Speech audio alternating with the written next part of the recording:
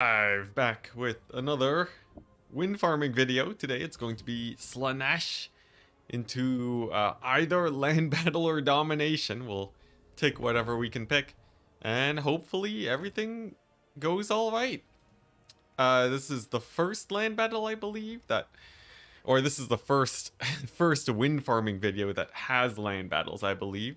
So should be pretty exciting. Hopefully we can show off some pretty cool Slaanesh tactics and everything will go well.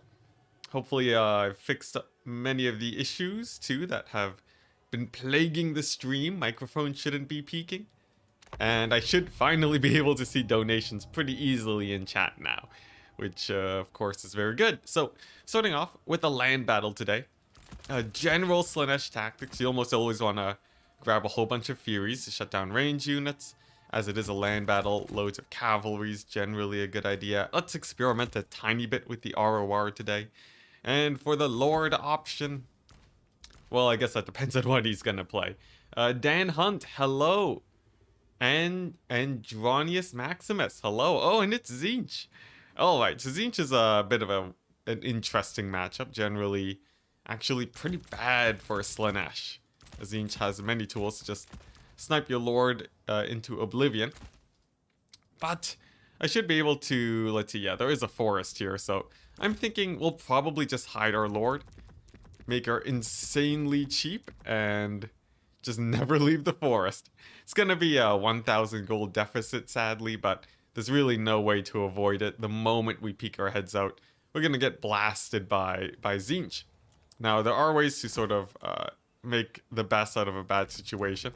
And one of those ways is to just have spells to cast, like the Blissful Rapture, or no, Acquiescence and Lash of Slaanesh, to trigger Blissful Rapture, and that should keep our army doing a good amount of damage. You can see I've also gone pretty Marauder heavy. The question is, will we go for the dreaded Exalted Demonettes? Maximus, hello. Have to have you on the Twitch side of things. Are you the only person on Twitch right now? Insane. Nice. All right. Looking forward to the Immortal Empires tournament. Of course. It's the players have been very likely training their minds out. So I expect there to be some pretty high level games. Generally pretty excited for that. Let's see. What is it? Am I just going a Marauder build? I feel like I want at least a little bit to help bust through the Tzeentch line. Spawn of Slaanesh can sort of help. Yeah, I think we'll go a little bit that way. We can cut a Fury. Get another spawn in there. I'm tempted to go Exalted Demonettes, but I feel like he has AoE. In case he doesn't, though, let's risk it a little bit. Let's see if I get rid of these Marauders. There we go. Get another Spear. So this should be able to cut down most of Tzeentch's front line if he does go for Forsaken spawn. And then we just have to shut down the back line by scooting some Marauders in the back or using these guys. Hopefully everything goes well. If he has a full Air Force build, we could run into issues, but if we can kill everything on the ground, we should be good. Let's ready up. Oh, we got two people in chat. In chat, my bad. Skirk, hello. Happy to have you here. Yeah, we don't have a lot of mass outside of the spawn. Voodoo, hello. Hussars. Yeah, so while we wait for this match, how are you guys feeling about the Immortal Empires map updates?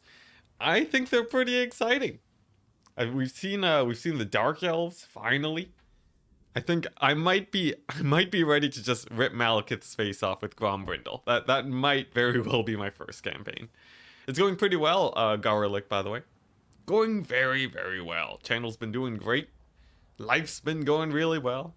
Been taking care of my health, exercising. It's wonderful. Really curious about Warriors of Chaos and Vampire Counts. Oh yeah, the last two. Surely they saved the best for last, right? Surely. Yeah, Vampire Count should be very exciting, and Warriors of Chaos could be like anywhere, right? I guess probably most likely further north in the Chaos Wastes, but where they will be, I'm a little bit unsure myself. I know they've dropped a few hints, right? who's missing starting positions. I think it is just Chaos and Vampire counts. I think that's actually it. Now the question is, what are we going to get after all of these reveals? Hopefully they don't just leave us hanging for like, you know, a month or so.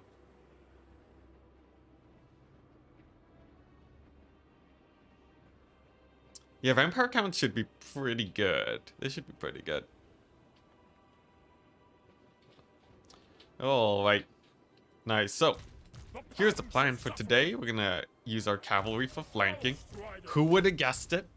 We'll also have our front line of marauders. Spears in the middle. Might surprise some people, as generally cavalry's on the flank. But, because we're the ones doing the flanking, the spears are much better suited to kill spawn. So that's the plan with them. Speaking of spawn, I'll be having my own to sort of supplement my army here. They do have Sporific Musk, which is going to buff up my spear's killing ability by quite a bit. And assuming everything goes well, it'll hopefully just be me overrunning the enemy. My lord's gonna hide in this forest so that she doesn't die instantly, and that's basically it. Should be pretty simple. Our dates set for the Immortal Empires tournament, not that I know of. Yeah, I didn't actually qualify or anything. So I know as much as whatever you guys know is public. Now for the Tzeentch army, we're seeing actually a pretty ranged heavy build. And this is going to be nicely in my favor. Generally, Slaanesh is quite good against ranged. So I could sort of just take my time, set up a very long flank, and we should be good to go. There's a Kairos Fate Weaver that we will have to worry about a little bit. But in general, he shouldn't really be able to do too much damage to most of my guys. And the plan is to just collapse in on these flamers as quickly as possible. Get the flanking going. These Chaos Knights are going to be trying to catch up to my little cavalry force over here. But that's not really too much of a problem, as they can pretty easily outpace those Tzeentch forces. Now, interestingly enough, he's actually gone on the offensive here, and that's going to be hurting him a little bit, as already a few Furies are dying to the hordes of marauders. A bit surprised that they landed, and this is actually a pretty interesting play. Now, we're going to deny this engagement for now, since I'm much better suited to get a better flank the longer I wait for this engagement, because I want to buy time for my cavalry. And sort of now, with everything sort of in position, I think we can start moving in. So, here's the plan. Basically get everybody, except for the guys fighting the Furies, to move on in. Furies are going to sacrifice their lives to disrupt the range as much as possible. Cavalry, my elite cavalry, is going to deal with those knights. And this should buy enough time for my marauders to move on in. Yes, he does have some flamers on the side. That's not too much of a problem, honestly, though. And now with everybody sort of going off, we can start spamming spells with my lord to keep my melee attack buffs going. And there we go. A pretty easy first win of the day, I would say. GG. Oh, I forgot. Here we go. I forgot this bad boy. Now, I'm just going to assume we already won. Just for the convenience of it. I know it's a little bit BM, but this is very bad situation for my opponent here, as all of his range units are completely compromised. Only a couple of them even got any amounts of shots off. And if we lost this now, I'd be so surprised. there's no way. Sartorial's gonna try and escape. We're gonna punish him for that. Get my cavalry to chase him down. They are 100 speed, so there's no chance of him taking back off into the air. We did lose our Hellstriders, who were fighting these pinks, but their sacrifice was not in vain, as we did buy enough time for all of these guys to just collapse into melee.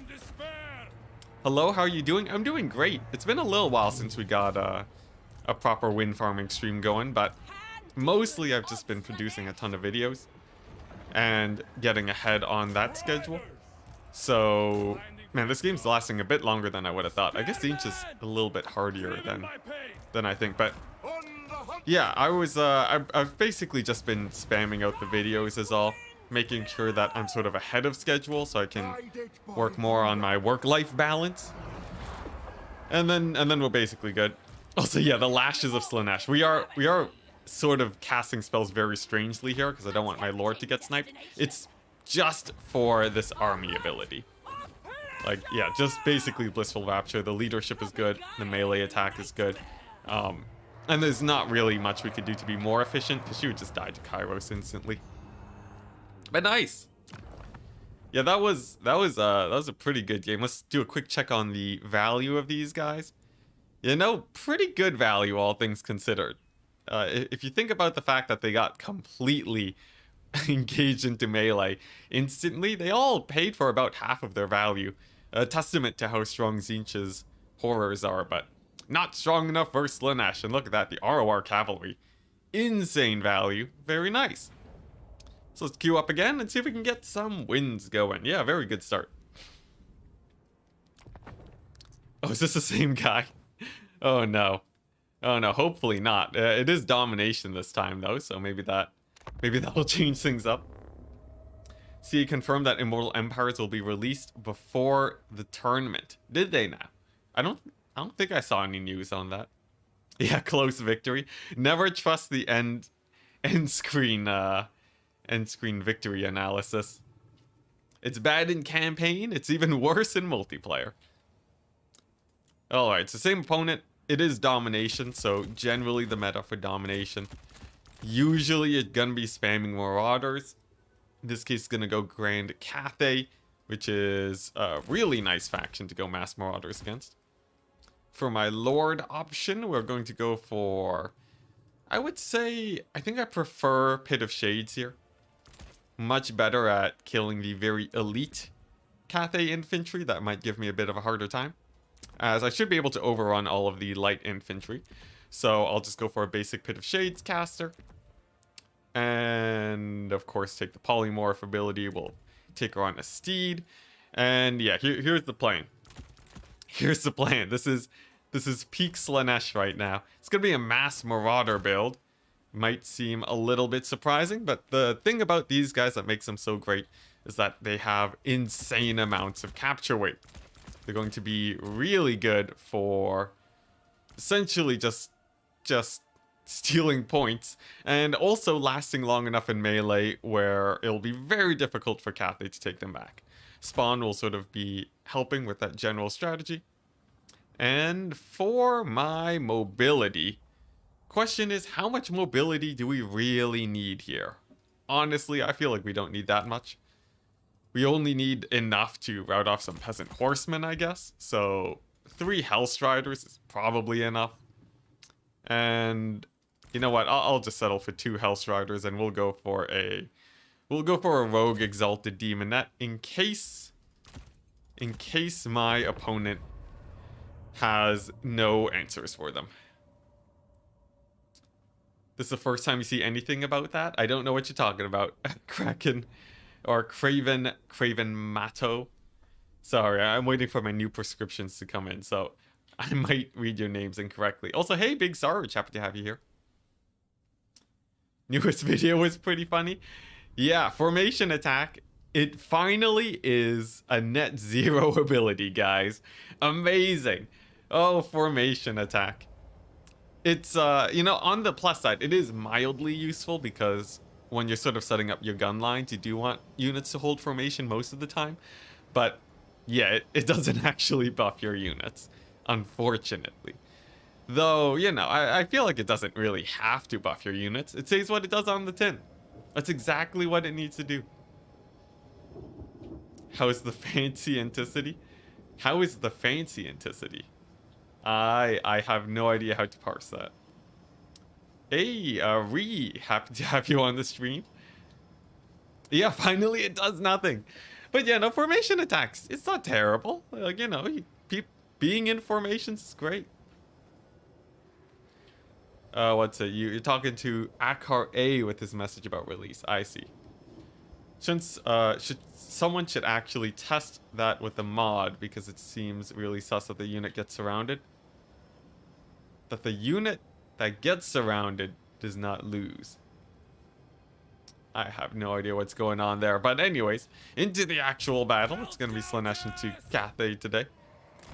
Hopefully not too difficult of a battle. And we're just going to be going really hard on sort of avoiding a fight. At least until we sort of head into the mid-game. I suspect he'll have a Dragon Lord for breath attacks, or maybe a Xiao Ming if he's feeling a bit spicy today. He will be able to get some pretty good damage, but does it really matter when you have this much manpower? The glorious man tide, coined not by me. I think I first heard that from Hadries, or Hadries, however you say his name. And it is a glorious description for the build, as we almost have a 20 stack of Marauders already. For my opponent, it's going to be a bunch of peasants. They'll fare pretty badly against Marauders, and look at that. Iron Hail Gunners galore. We also have a couple other units. He does have his artillery firing at me though, and we want to just sort of dodge out of the way of that, avoid as much damage from there as possible, and wait for these capture points to unlock. There's not really a whole ton I can do against that artillery, other than dodge at the moment, but once the battle actually gets started, it doesn't matter too much if I take a couple hits from it while I steal points. So overall, I would say I'm feeling decently confident here. You know, the fact that he's gone for artillery means that he doesn't really have too many other... He doesn't really have too many other units that can easily contest me here.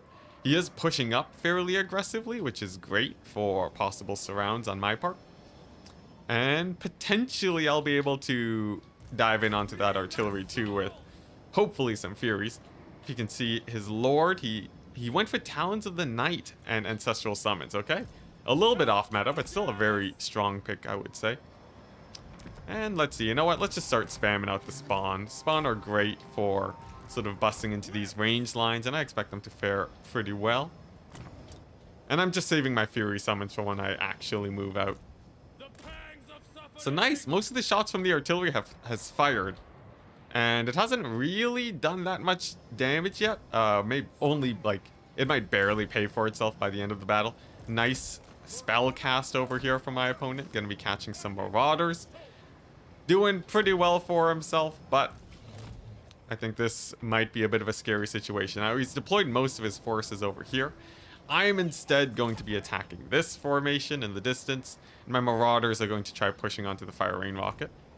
These guys should have a pretty rough time for themselves, as they will be rapidly surrounded, and this sort of picking apart of my opponent one unit at a time will hopefully go pretty well for me. In the meantime, we'll also go for an Overcast Pit of Shades. Your Talons of the Night, you know, they might have done a bit of damage to the Marauders, but Pit of Shades gonna be doing a little bit more damage. As you can see, Overcast Pit of Shades is an insane ability. It will tear apart units like no tomorrow, as its Overcast essentially does an entire units of HP in armor piercing, so it can't even be resisted, and it's generally what you want to be doing if you are whoopsie daisies if you ever see an infantry blob. So that's going to be really good for me. In the meantime, we're just sort of making our transition here, and my Summon Furies are going to go and try and shut down that artillery piece, as I don't really care as much about those guys dying. And here we go. Marauders are diving the point. I'll probably be able to steal middle with my massive Marauders going on over there, and hopefully without too much of a loss on my part. Let's go ahead and summon another unit of Furies. They're really great against range lines, as they'll just sort of dive in immediately and get a lot of damage in. And over here, it looks like these Furies have lasted just long enough for us to be able to get in onto this formation. Very nice. Gonna cast this ability on those archers to get them to rampage into my infantry. There you go. And that basically ensures that none of these units are going to be firing anytime soon. Very nice. Some buffs from my Lord, and look at that. We are already trading up fairly well. I would say this is pretty well in my favor now. I'm gonna go for an Overcast Pit of Shades. Maybe a bit overkill for how squishy these units are, but I just can't resist the blob, guys. It's too glorious. Look at that chunky damage. Oh, the Bane of Cathay. Anti-infantry abilities. Yeah, that deletes every single Crane Gunner and then some. Yeah. Would you look at that? Turns out Pit of Shades, a pretty good ability, guys. Would be funny if they made a new mechanic about setting fire to forests. That would be amazing, honestly. Some Three Kingdoms forest fires. But yeah, no, this is totally over for him. I do not see much that he can do to recover from this situation. as we've overrun his entire infantry force. He has a couple guys over here. They're pretty battered and bruised. Oh, a little bit of revenge. Punishing me for blobbing now. I wonder if that's an overcast, though. If it's not, unfortunately, it won't be dealing too much damage, sadly, for my opponent. And it looks like it wasn't. Dang. Dang, the Pit of Shades just completely outperforming the poor Talons of the Night today. You really want to overcast Talons of the Night. It's a double damage boost for less Winds of Magic, so it's super duper cost efficient. Alright, let's grab another Fury summon, and we're just going to ignore his summons for now. And we'll just sort of take this mosh pit fight at his reinforcement point. That should be good enough. These Jade Warriors actually held out a lot longer than I would have thought, but unfortunately for them, they won't really be capturing the point. And soon enough, we'll have a triple cap going, which should be the end of them. You can tell how micro-intensive his army is because he's not answering chat. Very true. Very true, yeah. The initial engagements for Slaanesh sort of does have a good amount of time going on, but now it's sort of gone a bit more chill. I'm reading chat now. Talons of Night could be scary against your infantry. Yes and no. Even if it was overcast and dealing double damage, it's not actually that value. All my infantry is extremely cheap, so he's casting like one of the most expensive spells in the game to clear out one of the cheapest units in the game. Stop it, he's already dead? No, he's not. He's still in the game. He's not dead until he leaves. Let's go ahead and grab some. Let's grab some Exalted Demonettes. We're gonna steal this point. They'll be able to capture it quite quickly, I think. And the spawn camp will continue. Do you think the models will get a visual update from Warhammer 2 to 3? Oh man, I have no idea. Like maybe we'll see some model changes, but it's no guarantee because of how much work it is to actually change up the models. Also, these guys are indestructible. These are the strongest Jade Warriors I've ever seen. Look at these guys. But yeah, there's so many Warhammer 2 models. I feel like the workload is a little bit much, sadly. What are you gonna do to the survivors? I can't answer that, or YouTube will actually ban my stream immediately. Don't you think that's high on their priority list? Is it? Is it? I feel like fixing the rampant bugs that will most likely be in at launch is the priority. You know, given that they called it a beta on like before it even released, sort of signals to me that Creative Assembly is, you know, they're feeling like this won't be a fully polished product, right? So I think like eventually maybe they'll update models, but I don't think that's like maximum priority, sadly. As much as many of us would love it for sure. It's just, you know, it's just there's a lot of other things. There's gameplay issues too, like I don't know what stage in balancing they are for it, but balancing the Immortal Empires map is probably gonna be pretty difficult for Creative Assembly to do. Though who knows, right? They did get Warhammer 2 to work, but that was after many years. Like, remember early Warhammer 2? Or like, was it Warhammer 1? I remember there was a time when there was basically vampire counts every day. Just no matter which campaign you played, it would always become a vampire count paradise.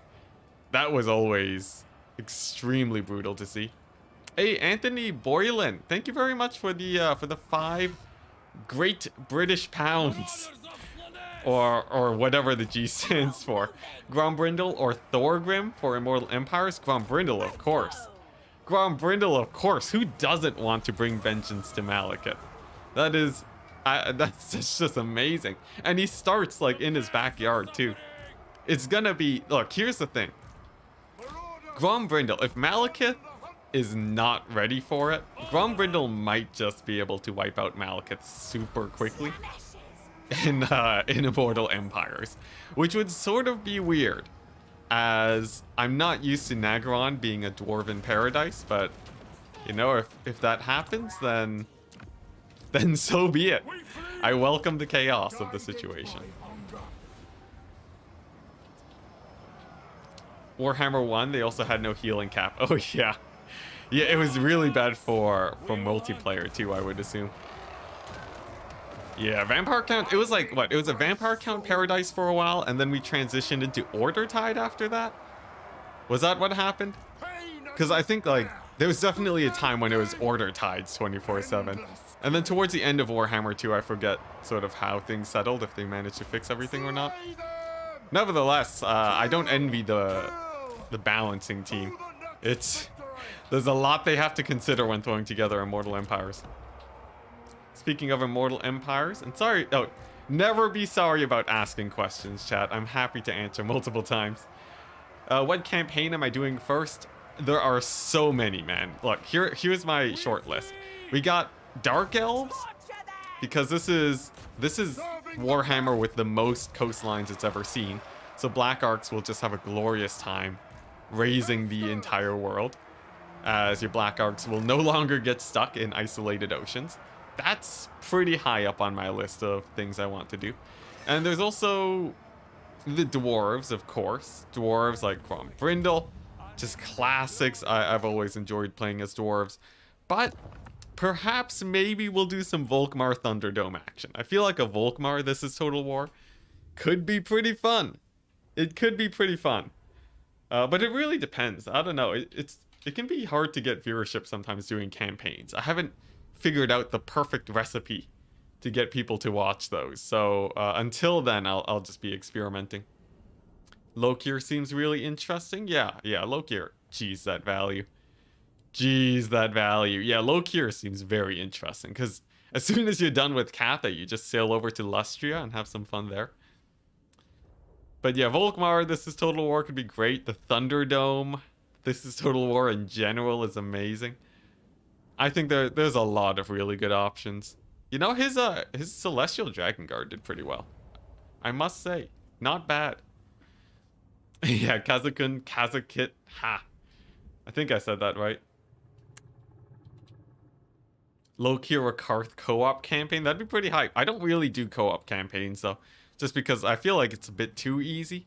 And when Warhammer's easy, you want to be playing it fast, right?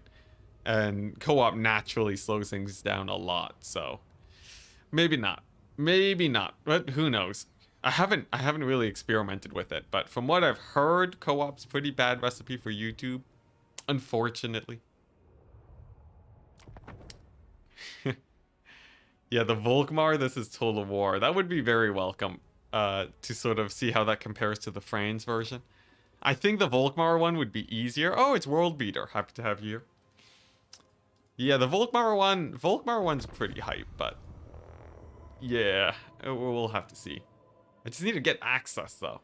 Just gotta get access and start streaming that as soon as possible. Never played any of the other Warhammer games, but I'm personally looking forward to the Wood Elves. Wood Elves are pretty hype. They're a really nice faction overall. Oh, it's Kislev. Nice. I know how I want to play this. So this is actually a pretty nice matchup where Exalted Demonettes do pretty well. We're not going to go for the ROR. They do have Perfect Vigor, but a little bit too expensive. They have Rampage, which is cool, but they lose the Charmed effect, which I think is a bit painful. And instead, we're just going to go for the mass infantry. Now, I do have to be a bit careful, as chariots and other anti-infantry tools will be abound, but not impossible to deal with. He can also go for, I guess he can go for like a bear blob or something, so I do have to be a bit wary of that. The lord choices, it can be a little bit sketchy going for a big lord, but they're not that much more expensive than a small one, so I think I will go for that, just in case he goes for something very, very single entity heavy. So we'll get rid of most of these abilities here. Nice. And then try and fit in a Soul Grinder. So I don't need this many demons. We'll go for the Soul Grinder, and then the rest can be infantry, and then a couple units to shut down the sleds, and I should be fine. Honestly, this is a little bit of a bad matchup, but we'll see what we can do here today. Maybe I cut another demon for more marauders, perhaps? The thing is, if I get too many marauders, I can't actually defend them, so probably get a few Furies. There we go. This feels all right. So we got some single entity power, and then we have a ton of units to try and run over his ranged. If he does go for a mass range build, let's see, you can take 12 range to my, let's see here, 8, 9, 10, 11, 12. So I can shut down every range unit if we sort of ignore everything else. Of course, he'll have cavalry. Soul Grinder can shut down some. So I think this is a decent recipe. Let's see how it goes. Though I think World Beater definitely has a pretty good leg up here. I feel like with a strong enough engage, we might be fine. And to see what are the best units for Kislev in multiplayer, normal Kossars, you want to get a lot of those guys. The War Sleds of both varieties are good. I would recommend starting off with the heavy and taking light once you can keep them a bit more safe. And Streltsy are great too.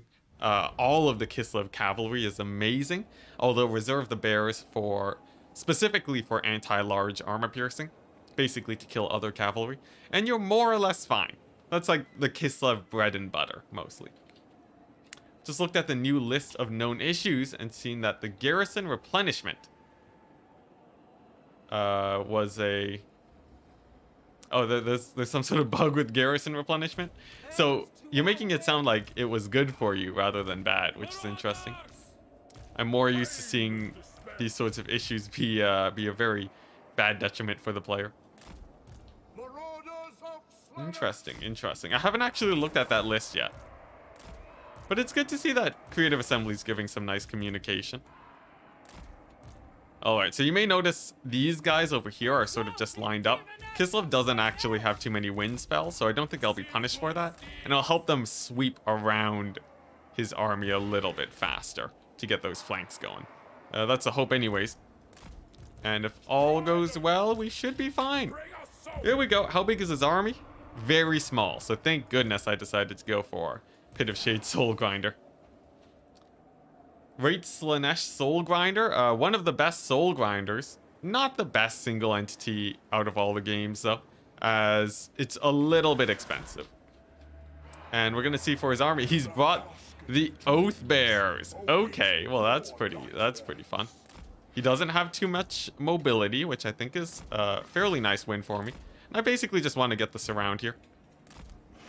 Let's see. Interesting. Ah, there we go. And he has an elemental bear. Interesting, interesting, interesting. So, the plan is to get engaged very, time the engagement as well as possible. And then make sure that none of his units are firing. He does have Ice Guard in the back that we do want to dive into. Let's see. There we go. These guys don't get too many arrows off. Very nice. And yeah, I just want to shut down those Ice Guard, mostly. We'll keep these guys on the flanks. I think that's fine. And then at some point, we can start getting some nasty Pit of Shades on them. Here we go. And for his... I guess we'll keep our cavalry in reserve. I guess I could technically try and throw them into the back line here. But I'm not too intent on that because I feel like it's much more important to keep them safe, to run down the bears possibly, and also to just... Can't think. I want to run down his infantry as they route, and I also want them to chase around the bears. So that's pretty important. He's going to be firing at my Slaanesh demons real quick. We're just going to dodge back and forth. Try and prevent as much damage from that as possible. Nice. And then one of the cavalry units is going to engage. We'll disengage with that shortly after. The Furies are going to dive in on, I guess, this unit of Ice Guard. So that's a little bit safer. And then the Marauders are going to move on in to peel for my cavalry to disengage. Nice. Next up, we want to get all these guys in, and then we want our single entities to start getting in on top of all of these here units. So my single entities really want to shut down the bear as much as possible and hopefully rout off his lord. It's going to be a little bit of a difficult issue, but Cathay is a tiny bit out of position, so I might be able to snipe her out now. Let's go ahead and dive in on top of those bears. And as long as you don't get a huge Thunderbolt ability, which I think that's what he's lining up for, we should be fine. So, as for his infantry, most of them are shut down, and they won't really be able to fire too easily. So I think that's okay. And if we can just snipe out Cathay, I think I will be fine. Let's go ahead and disengage with my cavalry again. You know, we don't really need them to run down infantry, because most of them are sort of occupied right now. That's a Heart of Winter. Definitely want to disengage from that. No, that's a lightning bolt ability from the bear, so that's quite scary. But, you know, as long as we can actually kill this lady, we'll be fine. So far, she hasn't taken too much damage, though, sadly. But things are still not too bad for me. And if I can just keep these bears pinned down, I think we should be good. Let's go ahead and... Do I rampage them? No, I'm going to save up for my... Instead, I'm going to save up for my vigor boost, since that's actually fairly important. And I need to cycle charge with my infantry, or with my units, as Cathay, she's going to be a bit of a menace here to actually pick off. She is on her bear, but now she is a little bit out of position. I'm going to stall this ice bear over here, and we'll see if we can actually snipe her out, since without the bear support, she may go down pretty easily. Let's see, I do have a spell that I can cast, but really not much to do there. Looks like the War Bear Riders are having a pretty rough time, but my Lord is taking so much damage because of this Patriarch. I'm going to have to disengage, unfortunately. Still, though, we have a healthy Soul Grinder. It will be able to cycle charge Cathay down. And perhaps, with the Patriarch sort of out of position here, I'm going to see if I can take him out with some cycle charge action. Let's see, I can also rampage Cathay, which is sort of a nice bonus here. She has a ton of spells that could be vicious against me if I'm not careful. So if she's sort of just rampaging along, that should keep many of my guys safe. And now we go for the Patriarch. The War Bear is also pretty low, but because the Patriarch has healing, I'd much rather focus him first. Bear is going to try and move into support, and it will connect with my Lord. Oh my gosh, that's a lot of damage. But thankfully, it looks like the Patriarch's taking quite a bit of pain. We also have a lot of infantry here. And while the bear chases my Lord, I think we should be able to finish off that Patriarch with the Soul Grinder. Nice. Bear's going to turn around, and this is a perfect time for my Lord to move on back in. So you can tell I'm also not paying attention to chat too much, as there is a lot to micro here. That's going to be a nice Heart of Winter. Gonna do a lot of damage to my guys, but we're still okay. And looks like my Lord's doing pretty good against that Patriarch. I think he'll be routing off in just a second. Soul Grinder will fight the bear to make sure that my Lord isn't surrounded here. And nice. Looks like the damage is going pretty well. Though that Heart of Winter was devastating. Huge damage from my opponent. Thankfully the Patriarch does go down. Heart of Winter is gonna be staying there though. Most of my guys are actually dead now, but there's not really too much left on the side of Kislev. I think we should be just fine. Let's net the bear just to see if we can make it slow down its turning around. Unfortunately, it does get its turnaround, but we barely managed to win it. Pun not intended. Oh my gosh! Thank goodness I took the Soul Grinder and my Lord here. If it wasn't for them, they would have. These guys would have been nearly indestructible because of my lack of ranged. Classic mistake of taking a blob without fully committing to it. Yeah, I think all of the ranged units sort of just suffered in that situation. And they sort of weren't really too useful. He would have been much better off going for, like, I don't know, like a second Patriarch and more War Bear Riders, maybe some sleds. But like looking at the value of these Ice Guard, it was pretty painful. I guess it's sort of contingency to make sure that I don't hard counter a blob, but definitely not the best case scenario. The Hellstriders were a great choice against these War Bear Riders. Huge value on the one that survived. And, oh, geez, the Exalted Demonettes. Thank goodness for their buffs. They are insane. Look at that. Soul Grinder and my Lord doing great too. Very nice game. That's game number 3 with another victory. Looking like we're doing pretty good today with Slaanesh. Yeah, Slaanesh not having range is very painful. Zargard would be better in blobs. Zargard would sort of get Pit of Shades, but technically they would be better than the ranged here.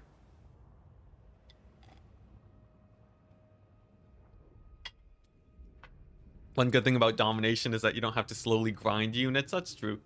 Though it is a pretty... I have fun sort of grinding down single entities, because there's a lot of nuance there. You'll notice that I wasn't really able to commentate as easily because it's just it's difficult. You have to constantly keep up with cycle charging to make sure that your units are as efficient as possible. Enticity, if I queue ranked matchmaking and it's my first game, will I be put up against similar opponents? It depends. It depends. I don't think there's a proper matchmaking system. You'll just get matched up with whoever. So people will generally be stronger than you, but that doesn't mean that you can't have fun. Like, I started out playing Warhammer multiplayer, losing every single game that I played.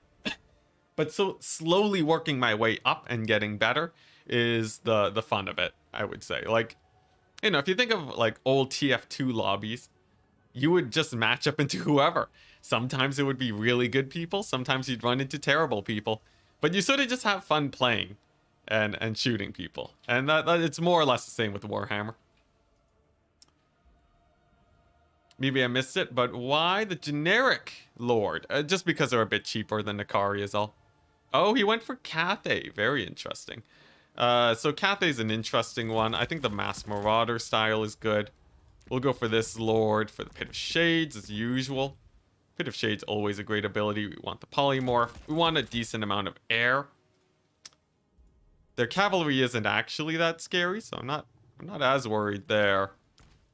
Let's see. Do I want Hellstriders? Yeah, I think these guys are great. Get a decent amount of Hellstriders going. Get a decent amount of Exalted Demonettes, some spawn. And then I think we more or less have a build here, right? Yeah, this feels all right. So this is a pretty mobility heavy build.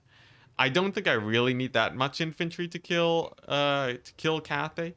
He might go for some big single entities, but I think my spawn will win against that. So I think this is fine. If he goes for a big blob build, it could be pretty rough for me, which is what makes the spawn so important. But we do have Pit of Shade, so most of the infantry is going to be dying. And yeah, this is a little bit exposed to... like a big Cathay single entity blob. I also don't have any... I'm also lacking on terror myself, so... Perhaps we'll go for a different Lord option. Maybe go for a Keeper of Secrets. Let's try that. Yeah, I'm gonna do this just so that we don't get surprised by single entities. I think this is probably slightly suboptimal, but sort of fine. Yeah, let's take some more Marauders. Great. Yeah, so like I said, this is a little bit suboptimal, but it's great for the fact that... Nice. Or actually... Nice. It's great for the fact that we're sort of safe against all fronts. Comeback mechanic was pretty awful. Yeah, comeback mechanic's terrible. I hated it, man. I really, really didn't like it. There were, of course, there's interesting ways to play around it, but it's not like it's not exactly a fun mechanic that everyone would like, and it's sort of very unintuitive, which was sort of bad. And sort of the thing that I disliked the most about it... Oh, I didn't know there was forests here. The thing that I disliked the most about comeback mechanic was that it encouraged people not to attack. So very often you would have games where people just sit around for the first 5 minutes and actually nothing happens, which is boring for everyone. I prefer the action getting started right away rather than just posturing, so I'm pretty happy that it's gone. Alright, here we go. Here's the build. Feeling pretty confident about it. Hellstrider's one of them's gonna go for the flank. The other guy's over here. I bought a ton of Furies because that's the only anti-air I have. And hopefully everything goes well. Yeah, very unintuitive. Hopefully they have some artillery for easy Fury targets. That would be really good for me. Looks like they brought a fairly large army today, which means my Exalted Demonet's going to have their work cut out for them. One way to defend them is to slap spawn on top of them. That can work out pretty well, and we'll sacrifice Furies if he has some sort of crazy gun line.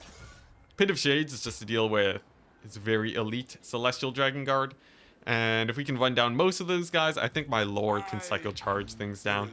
We got a Rampage. We got tons of damage. We got Regeneration when his guys are routing. This Lord should be more than enough for single entities as long as we win the ground fight. Yeah. Yeah, the biggest thing about domination, I find, is that you really don't want to encourage strategies that idle. And if you can do that, then it's pretty fine.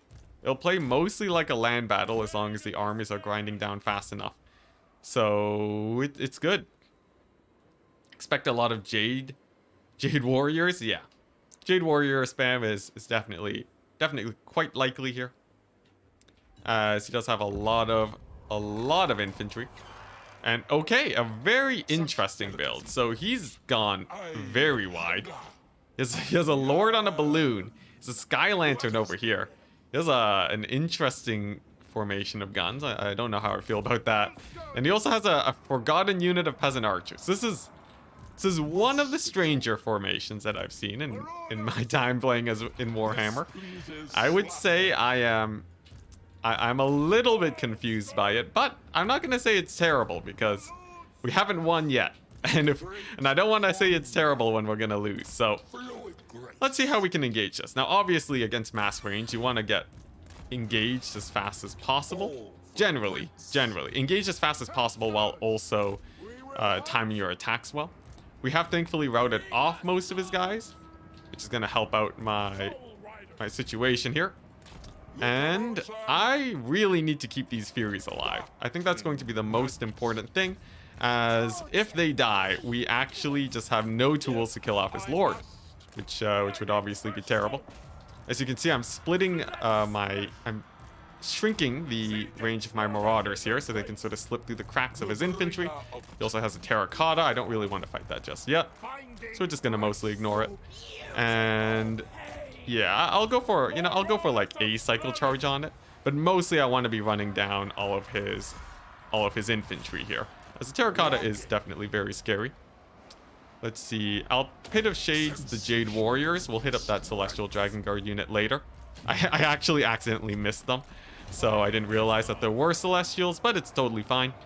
As now we have our Furies moving on in, and they're gonna dive straight in onto his Lord.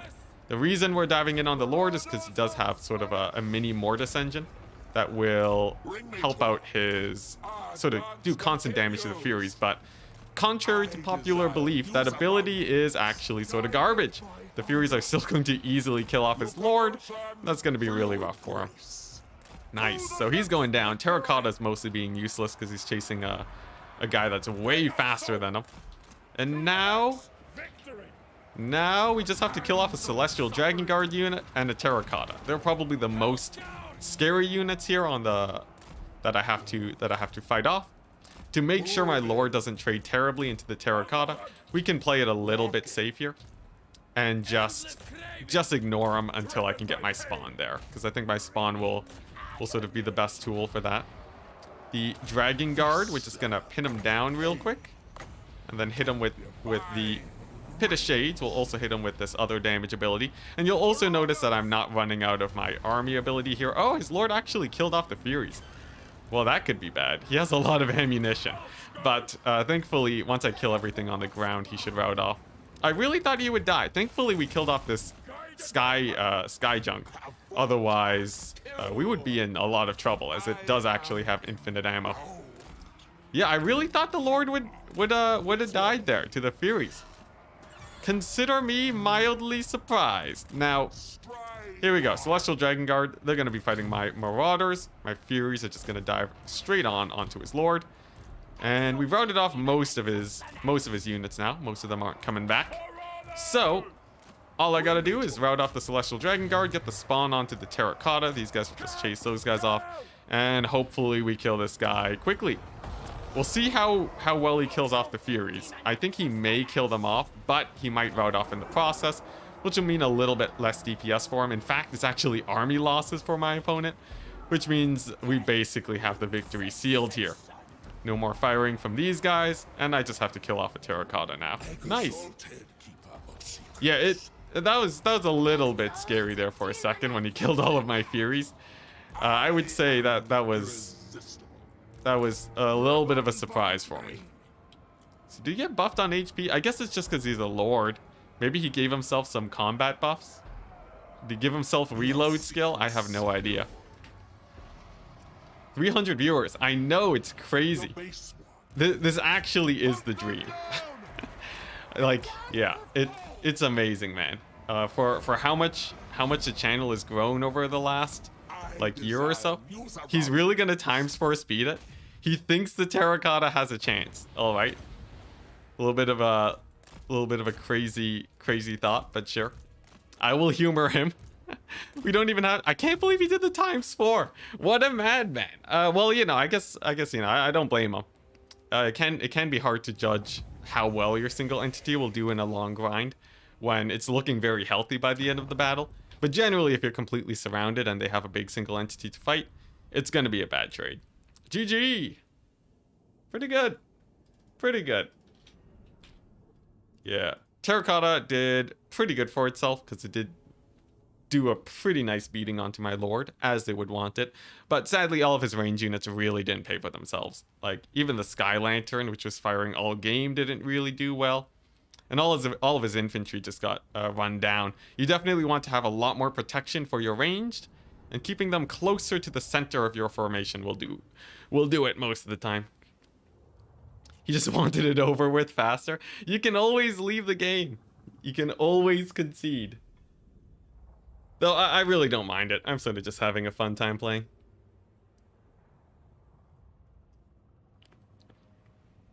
Maybe he doesn't know he can surrender. That would be something. That would be pretty frustrating if you didn't know you could surrender. Unless you're winning all the time, of course. All right, back to Slaanesh. So, it's another land battle. Very nice. I love playing Slaanesh on land battle. There is a lot of opportunity to get cheesed, but they're just such a fun faction because of their mobility. It's going to be Ogre Kingdoms. Very nice. And here's the plan.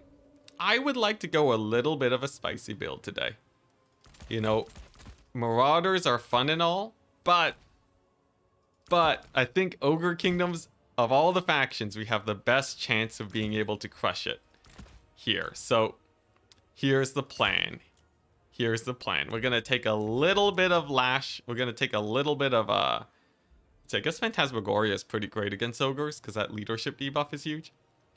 Sure, we'll take some pretty hefty spells on our Lord here. We're going to go for a leadership bomb build, guys. No guarantee that this works, but I think it's actually, well, we have a decent shot here. So loads of mobility. We're going to have a healthy amount of single entities to snipe. And then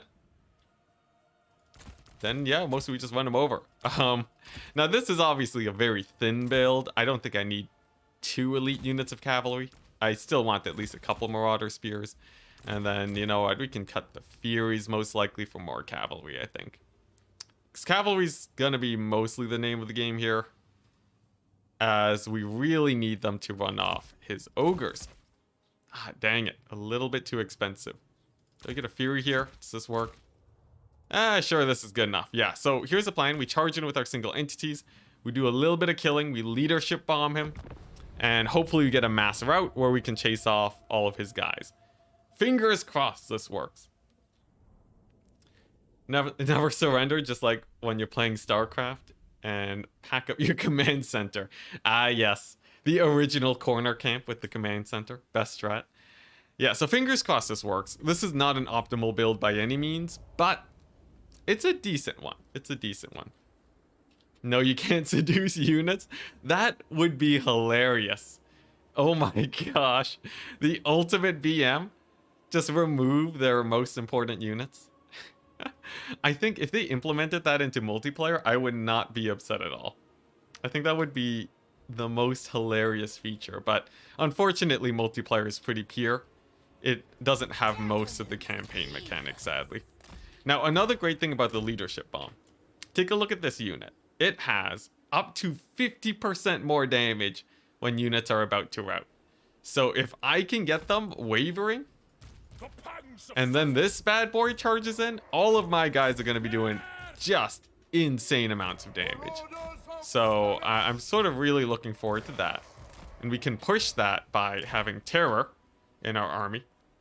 And as long as the mobility can chase off everything that routes off, we should be fine. The problem is I don't know if we can actually rout off his units, as obviously he could have a whole host of tools to keep leadership stable. So we'll sort of judge based on what we see on from his build. It's going to be fairly blobby. He has gone for Greasus, very decked out with a lot of leadership debuffs actually. So he may very well keep these guys together. He also has some lead belchers. Those guys are going to be a little bit more vulnerable, and I think they're going to be the first targets that I dive in onto. So these guys are a bit exposed. I should be able to just run them down.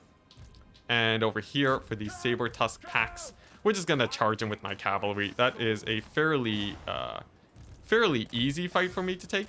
And mostly I'm just going to avoid him with my infantry. There's no real reason to take that fight just yet, as we can just sort of play keep away. And here we go.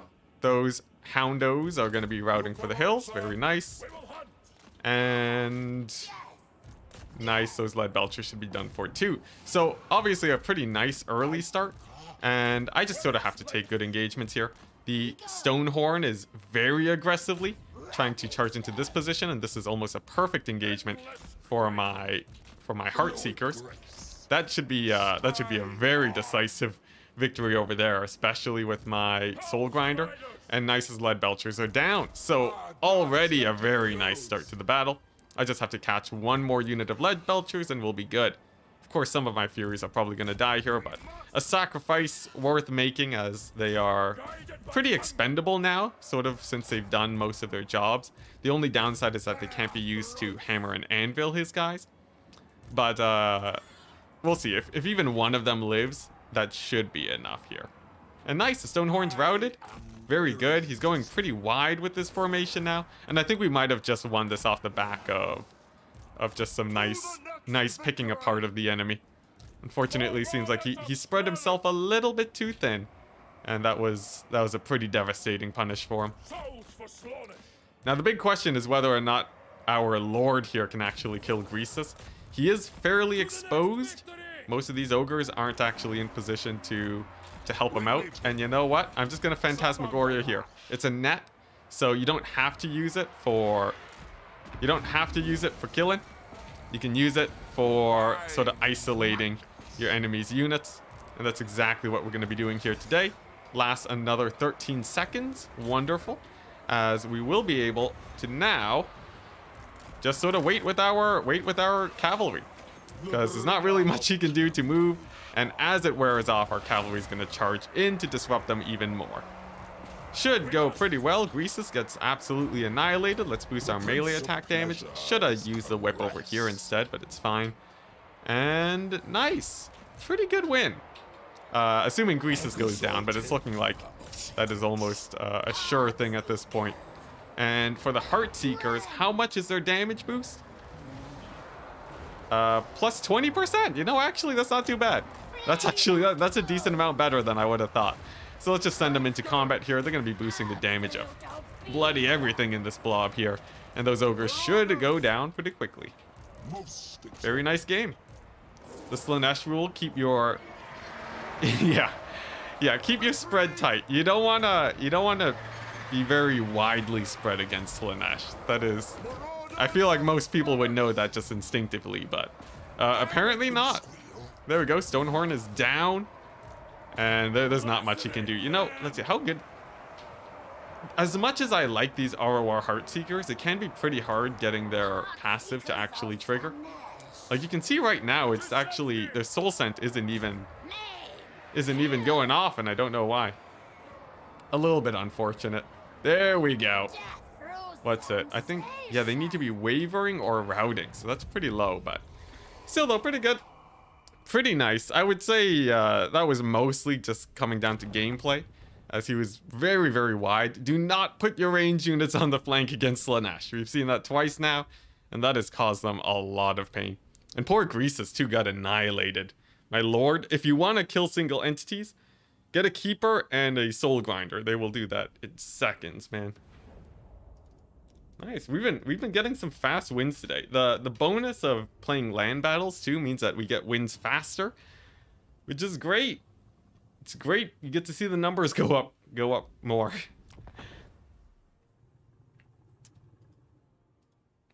Oh, and he left.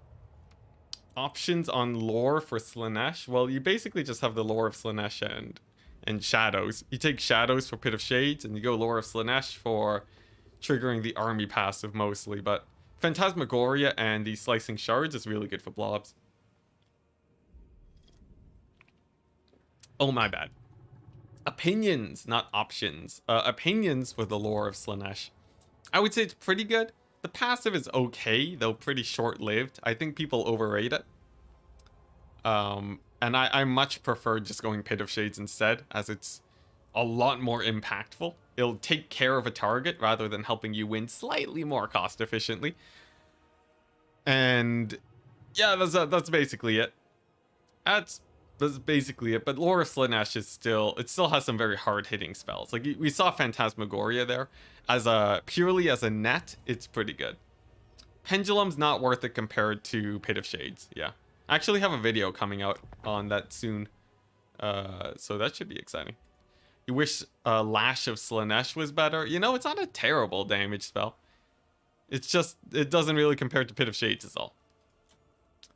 Alright, so what are we seeing today? Mr. McNugget. Very fun name. Let's go ahead and let's do the classic. Let's get our Lord going. Classic Pit of Shades. We don't need the speed buff. Slaanesh is fast enough as it is. And you know what? I feel like going for some heroes today. Now, Alluresses, they're pretty bad. Let's see. What are these? They cost like 1 million, right? Yeah, 900 gold. Who spends 900 gold on this? That is insane for me. Let's just go for the classic double cultist. Call me old styled. Oh, jeez, I forget the saying. But yeah, I'm just gonna go for this. Obviously, this is a pretty expensive loadout, but it does mean I'm set to kill any amount of single entities pretty easily. And the classic quad Furies, because we don't want to get shot by a war balloon the entire game. And then the rest of it is more or less just Marauders into the horizon. You'll be able to run down anything very, very easily, supported by spawn. Then I think that's fine. Yeah, let's get 2 spawn. And then we'll get some cavalry. Sounds pretty good. Nice. Old-fashioned. There you go. I can't... How do you even forget that? Maybe it's because I'm streaming. No terror. It's fine. We don't need terror. I guess terror is pretty good. Yeah. Most of the time, I would say always bring terror. In this case, we sort of mucked it up, but it's fine. Cultists are very strong. So in Warhammer 3, you lock... Yeah, you blind pick your factions, and then you go for your units. That is how the Warhammer 3 do. It's a pretty good system for quick battle, though I wouldn't really prefer it for tournaments, because there's a bit too much RNG that goes on, but it's pretty good. Alright, so I'm sort of wondering what build he's bought for us today. I have a decent amount of mobility, so any amount of ranged should be punished. If he goes for a hard blob, I do have some single entities, which should trade well. So I think we'll be fine. Cultists are pretty good at trading. They should be able to beat a Terracotta when they have spawn support. Enticity, Lore of Slaanesh for Mirror. For Ogres or nah? Mirror? Lore of Slaanesh for Mirror. Are you talking about Slicing Shards? Slicing Shards can be okay against blobs. But it won't do that much damage. Do you know which map you're playing? Yeah, you know which map you're playing. Generally, I don't really care about the map when it comes to land battles. So I'm just not looking at it, but there's a menu option for it. No worries. Forgot the name. I see. Yeah. When you type in mirror, I think about Cathay's missile mirror ability, which is quite different from slicing shards. All right, here we go. I'm feeling pretty good. We got Pit of Shades. We have a million tools to deal with range units. We have a lot to run down infantry. He has a very big army, which is great. So I think we should have all the tools we need to win this game. Oh, I shouldn't have readied up. Cathay armies can take a long time to deploy, and he might run out of time here. We'll see. By blobs, do you mean a horde of units, or do you mean any ogre? Yeah, I mean like if they're stacking like a bunch of units like this. That's sort of what I mean by blobbing. if they're sort of wide, even like this, slicing shards probably won't be as good. But ogres are incentivized to blob versus units like Slaanesh, or versus factions like Slaanesh, because they do have, because Slaanesh has no range, so it's very hard to punish that. Okay, nice. So he's going for a very far edge of the map deployment. We still have a lot of space to flank around, so I'm not too worried. It's gonna be firing in onto my spawn. Lots of damage there. Let's beeline it to this forest real quick to get them to safety. And for his cavalry, he has some long marauders. So overall, his forces are pretty thin, I would say. Nothing too dramatically scary, really, as it's just some Jade Warriors, really. I guess, yeah, no, this is just Jade Warrior halberds, so really, really quite thin. And as long as I can get my summons off, all of his range should be dead. I think that's going to be very good for me. The Furies will be able to, well, they will actually die to the Longmas pretty quickly if we're not careful. So I will be a little bit wary of that.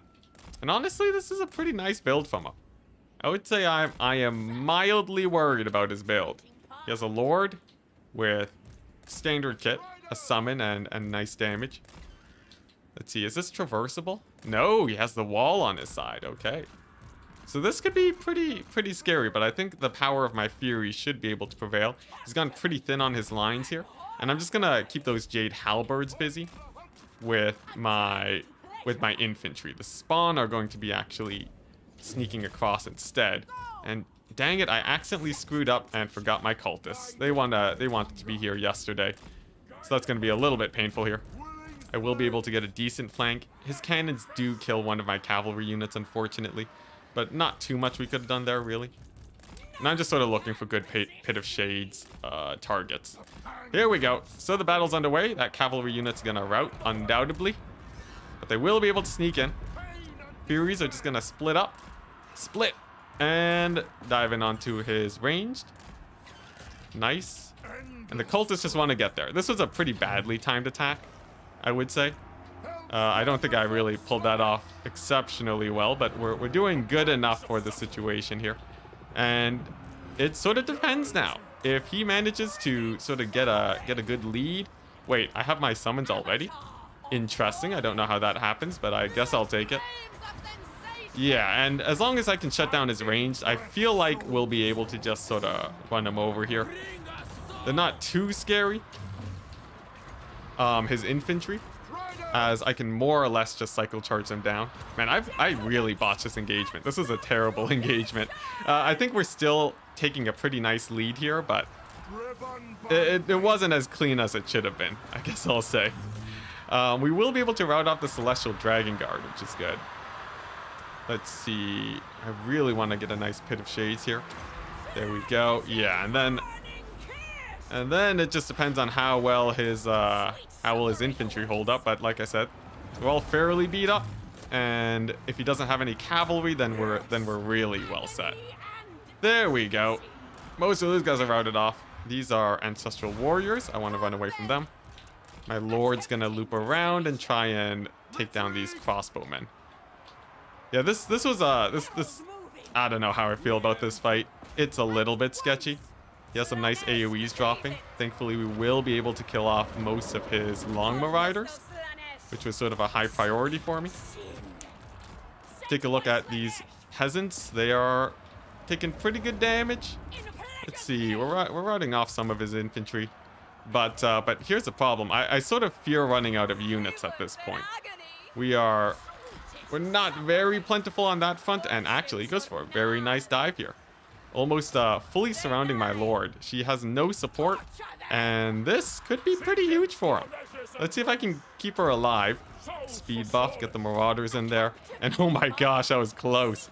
My Lord very nearly dying there. That would have been extremely bad for me. And honestly, my opponent's doing pretty good for himself. Look at that. The long marauders are living. And I don't really have the summons to pin them down. We'll see how well the spawn actually do here. This Pit of Shades is going to do great, as it will be catching most of the long marauders, thankfully. Spawn won't really take too much damage there. And I'm hoping we can get a nasty rout on these guys. There we go. That's one of the long marauders down. That's one of his infantry units down. And I still have healthy single entity superiority. That's obviously very good, but I am lacking heavily when it comes to infantry. So we'll see how that plays out. These guys just want to make sure all these units continue routing off the map. And I want to do direct damage to these long riders to hopefully get them to get off the battlefield a little bit faster. As far as Lord, I'm going to sniper with my cultists. For the Longmas, we're going to use my very own Lord to try and finish them off. Though this mosh pit fight is not the best with those Jade Warrior halberds running around. I think we might have lost this. His positioning was pretty good. We took a little bit of a sketchy engagement, and I don't really have the tools here to kill off all this infantry. Though I will try. We will be trying indeed. Oh man, but he does have another unit of dragon crossbows alive. That's going to be very painful, as sort of the longer they're around, the worse things are going to get. Now, take a look at this. I do have pretty good winds of magic. There's a chance that I can win this. In a few seconds, I'll be able to drop down a huge pit of shades on these halberds. And if I can get them to rout off, then we're totally fine. So it's going to be a close one indeed. There we go. He's going to be pulling away. That's a smart move.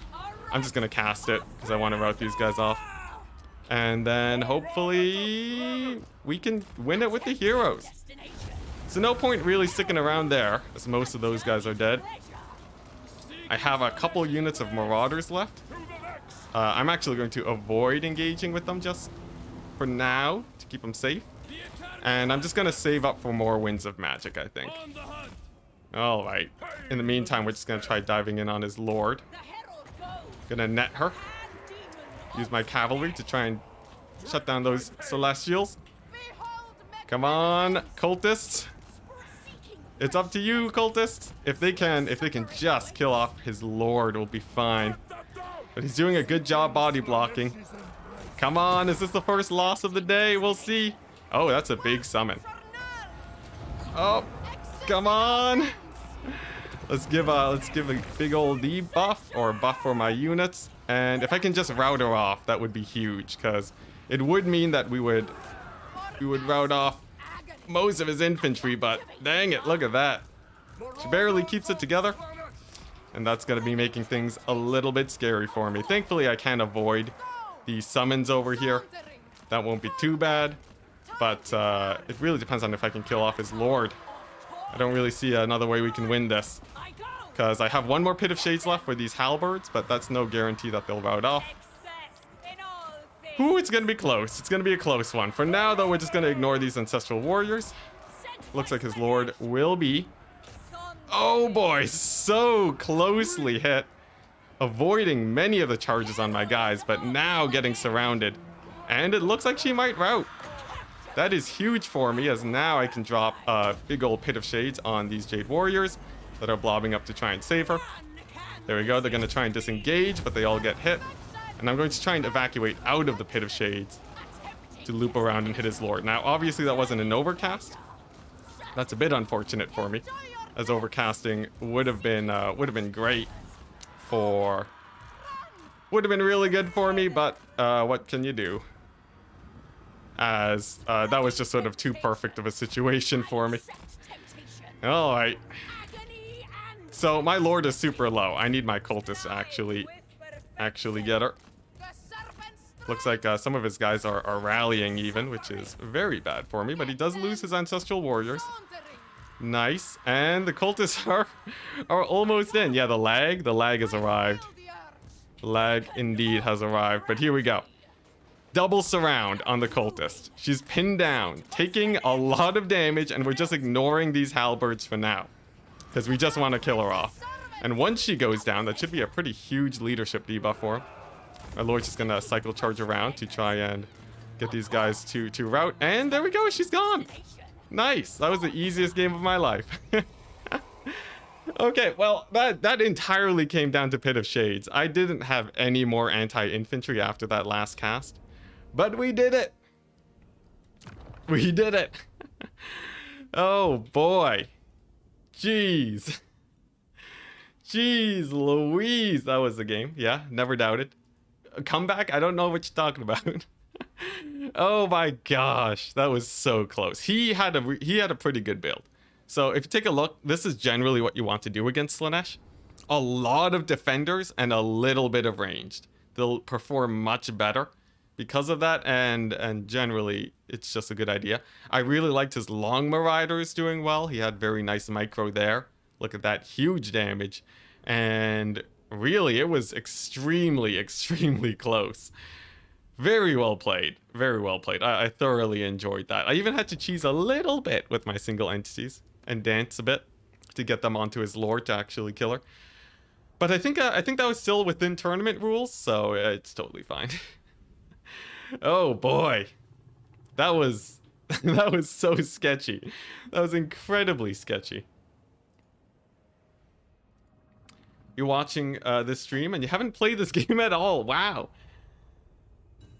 Why does one entity destroy all of them? Well, I don't know what you mean by one entity, but you know, it's just magic if that's what you're referring to. All right, nice. Another Slaanesh game. Let's see. Yeah, we still got a good amount of time today. Can we get to the double-digit wins in 2 hours? Just throw sand in his eyes, pro strat. At Enticity, would you rather pet a cat, dog, or a capybara? Oh, capybara, for sure, I think. Those are like giant hamsters, right? Yeah, that would be sick. Just for the experience. Like, I've pet enough cats and dogs in my life. Nice domination up against Tzeentch. So the general gist of the strategy here, as you would expect, it's gonna be the usual, guys. You've seen it a million times before. You got the Lord hiding in the forest, plus some spell casting to boost up your guys' leadership. That's it. There's not a lot going on. I guess I'll take the polymorph for a few summons, but generally what you want to do here, you want to go for the mass marauder style. Tzeentch does not have a lot of tools to deal with this, and you can run down his guys, his ranged lines pretty easily with that. We also have, I guess the spawn are pretty good. Spawn are pretty nice. Demonettes are, they'll die to blues, so sort of the situation that I want to arrive at is where he doesn't have any range left and we just overrun him with elite infantry. Though that's pretty rare. I think his options are a little bit too strong there. So I'll hold off on that for now. Oh, I could go for a soul grinder lord. That'd be pretty hype. Yeah, let's do that. It is armored, so it won't die as much to soul. It won't die as quickly to blue fire. If you're ever having trouble against Tzeentch, consider putting a generic unit as your lord. It can work out much better than you think. And for my actual lord, we'll just put her here and take the usual spell kit. How are the fiends in multiplayer? They're not bad. They're not bad. So fiends in multiplayer, they sort of run into some issues, just a few issues where I'm never summoning this lord. What am I thinking? Just take nothing on her. Maybe just for the fury summons. Even that's not even too useful. You know what? Anyways, yeah, what was I saying? Fiends. Yeah, fiends are okay. They're sort of outclassed by spawn right now, and they only are better because of speed. But most of the time, you don't really need speed on your fiends, because Slaanesh is already a fast enough faction. So they sort of just end up being not super useful, sadly. They're okay, but they're not like, you know, mind-blowing by any means. You're playing the older games, especially Medieval 2 and Rome. What's it? Lords. The Lord thingy is weird. The Lords thingy. Oh, like having legendary lords? Yeah, it is very fitting for Warhammer, though. I started playing during Warhammer 1. So I'm sort of just used to having these very huge figures in battle.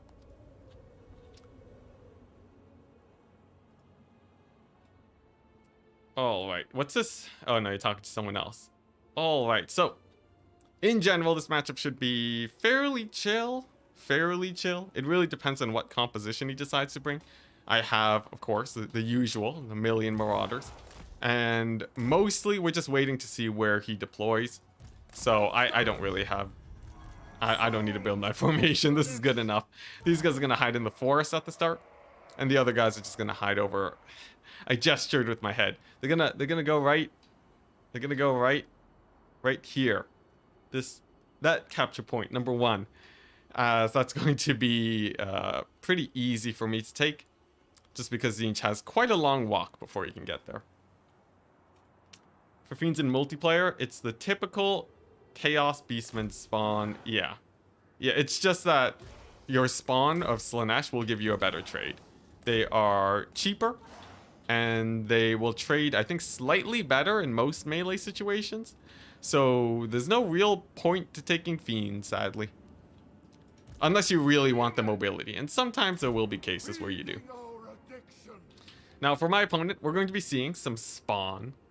Pretty typical. We got a Herald of Tzeentch. No good AoE against Marauders. Infernal Gateway is great, but it's not gonna, you know, like, kill more than one Marauder as long as I space properly, so not a problem there. Let's go ahead and grab some spawn now. And yeah, I'll just sort of push this point very aggressively. I don't think he'll easily take this one. He actually shifts focus to point number 1, which is nice. It means I'm going to have slightly fewer units there, sadly, but I should be just fine. And we're just going to avoid taking a big engagement at the beginning. We're mostly going to fight over here. I said that a bit weirdly. We're mostly going to fight over here. I'll summon a couple spawn and we should be fine. For the Soul Grinder, though, there's a chance we overrun the middle.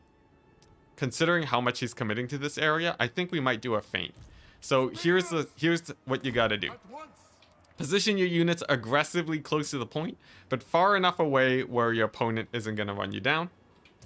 My Soul Grinder's getting poked. It's fine, we have armor. His blue fire shouldn't do too much damage, though I did leave the forest a little bit too early. This will sort of help with the feint, though, because it thinks that I'm really committing over here. You can see he's countering by committing a ton of his forces there too.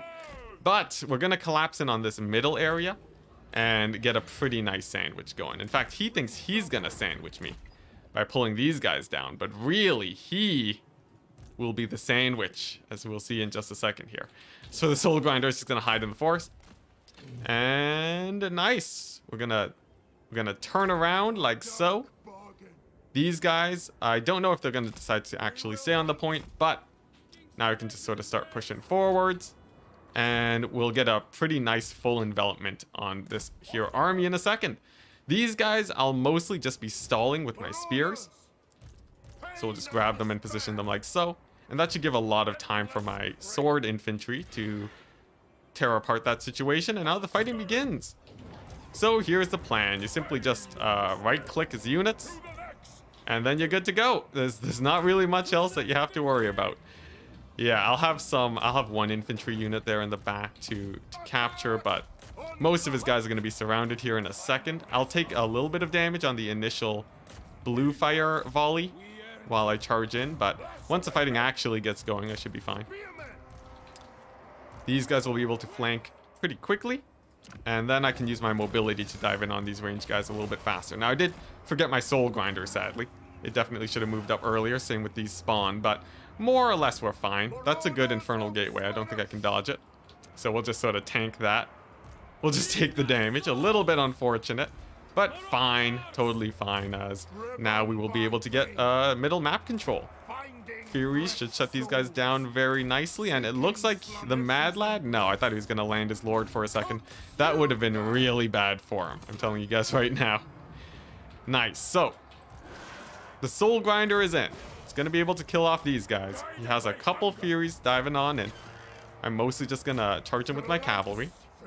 Keep my own Furies a little bit safer here. And then we can start taking this fight along the flank. I'll be able to capture the middle point fairly soon. And as for the trading, we are a little bit down. So I don't think this is a magnificent situation for me by any means. But it's not a terrible one either. Because we are actually... We're doing okay. Especially when it comes to points, we've managed to capture pretty hard. He has a lot of his forces committed here, and they can't relocate to the middle easily without getting constantly flanked. So I think, in terms of general positioning, I'm liking where we're at right now. But I do have to be a bit careful about trading. If I run out of units, it's all over. So definitely would not want that to happen. As for this situation developing, like I said, he's going to be constantly flanked. I think I might be able to summon in some Exalted Demonettes. And if we do, that would be huge for me. The damage that they can dish out is insane. And especially against Forsaken, now that he actually has no more... Now that he has no more actual units of blues to actually support, I can use those Demonettes to just sort of shred him apart. Yeah, it's a pretty good winning stream. You can tell because I'm reading chat again. Yeah, this should be pretty good, especially because this far side's gonna fall, and the Demonettes can now move in to start shredding. Now, the Spawn and Forsaken are great against your typical sort of Marauder spam, but they're gonna do really bad against Demonettes here in a second. A nice summon to catch off my Marauder Spears. They're almost assuredly dead. I'm just gonna see if I can get into a position to help them out more. A nice spell from him. Infernal Gateway getting huge damage off. Very nice cast from him. But the Demonettes are in. And now the tide should turn in my favor in terms of actual value trading. I'll sort of ignore this point for now because there's no point taking that fight if it's going to be inefficient.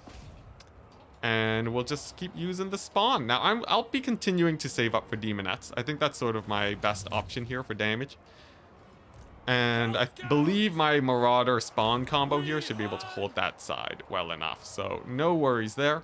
Demonettes will rotate over to point number 1 as I slowly concede the middle area. I don't think it's actually favored for me to keep fighting here, especially since he has his summons coming on in. So we're just going to focus on this area instead. Don't want to get hit by Infernal Gateway. And the Demonettes are going to start trying to get a big fight over there. They are extremely expensive though, but he doesn't have any wind spells. So I think there really shouldn't be too much in terms of threat for those Demonettes. Nice, we'll get another one in. And now we can finally start moving to point number 1. Very nice. He summoned some blues in the distance, but my single unit of Marauders should in theory be able to win there. So I think we're okay. When am I going to be able to use my Twitch Prime here? Actually, after today's stream, you'll be able to use your Twitch Prime. Twitch required me to get 7 streams before I could become a partner or an affiliate. And I have done my due diligence and got my 7 streams. So we'll finally be able to support via Twitch. Very exciting for me, as it does sort of help me continue doing this full time. Should be good. Oh, nice. Another unit of infantry coming up over there, but I think we should be fine. He is going to take this middle area, but not without a lot of effort, as generally it's going to be a pretty slow cap. He doesn't actually have that many infantry, and I should be able to steal this point over here, though actually it looks like he will be able. I miscalculated, it seems, and he will be able to take this in due time. And actually a fairly fast amount of time, but I'll still be able to take this side point, so I'm not too worried. As for my Exalted Demonettes, I believe I lost one of them. That's unfortunate. Not sure how that happened. I guess it was an Infernal Gateway, and that's gonna be pretty good for my opponent in general. But what's bad is that he will be down to only a couple points. You can see that he's sort of focusing more on mobility than anything else. And that could be a little bit of a problem here, though I do want to net these guys so that they don't shut down my Marauders here. Holding that area is a little bit too important right now, so I don't want to lose that. And instead, I'm just going to focus all power over here. You can see I've mostly just been taking fights where my opponent isn't. And that means that even if I trade down very slightly, I'm still stealing his points extremely fast. Hey, Matthew, saying good luck, and may I match with you again. Yeah, I look forward to it, man. You've been saving yours for me? Your Twitch Prime? Well, thank you very much. That's very exciting. All right, now let's see. How is this fight actually going? It looks like it's a little bit sketchy, as he is summoning in a lot of blues here.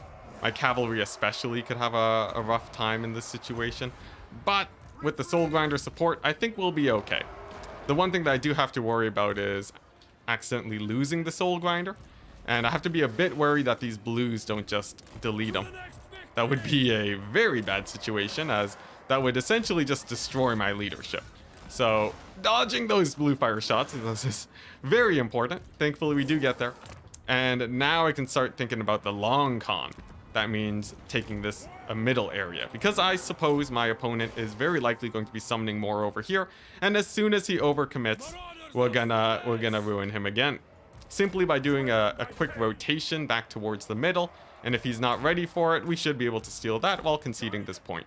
And this is sort of a really nice way to go about domination. If you sort of just use your mobility to constantly cycle between points, as long as you're actually capturing the points, you're fairly good to go. And now you can see he's a little bit worried. He's pulling troops away to defend the middle, and this is very good for me. As, oh, that is a Doom Bolt type ability coming down on my Soul Grinder. Let's see if we can dodge it. I think we're fast enough to dodge it.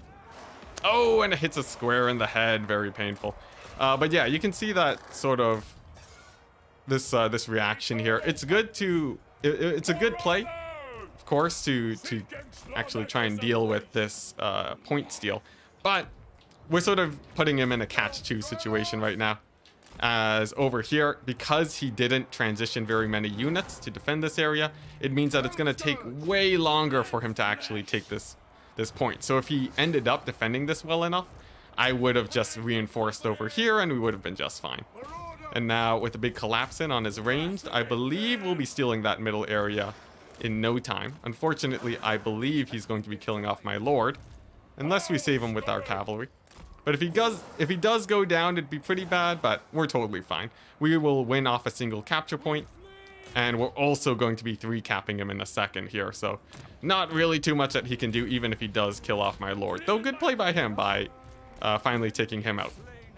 Still though, a little bit of an overcommit here. It's going to be painful for him, as now we have fully annihilated this area. Going to do damage to capture this a little bit faster. And now it's just all hands on deck to defend this far point.